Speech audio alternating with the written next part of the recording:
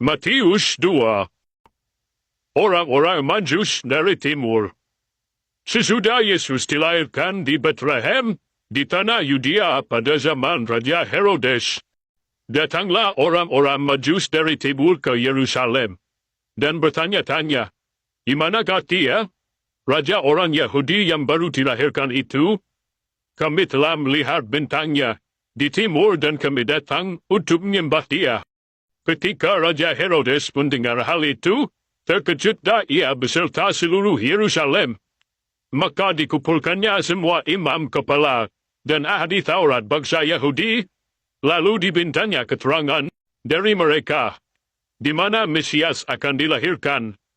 Mereka berkata kepadanya, di Bethlehem di tanah Yudea, karena demikianlah ada tertulis dalam kitab Nabi, dan engkau Bethlehem, tanah Yehuda, engkau sekali-kali bukanlah yang terkecil di antara mereka yang memerintah Yehuda, karena daripada mula akan bangkit seorang pemimpin yang akan menggembalakan umatku Israel. Lalu dengan diam-diam, Herodes memanggil orang-orang Majus itu, dan dengan teliti bertanya kepada mereka, bila mana bintang itu nampak.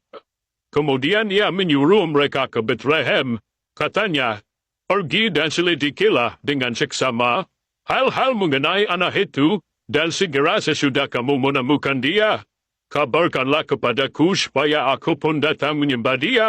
Setelah mendengar kata-kata raja itu, berangkatlah mereka, dan lihatlah, bintang yang mereka lihat di timur itu, mendahului mereka hingga tiba, dan berhenti di atas tempat, di mana anak itu berada. Ketika mereka melihat bintang itu, sangat bersukacitalah mereka. Maka masuklah mereka ke dalam rumah itu, dan melihat anak itu bersama Maria, ibunya. Lalu sujud menyembah dia. Mereka pun membuka tempat harta bendanya, dan mempersembahkan persembahan kepadanya, yaitu emas, kemenyan, dan mur.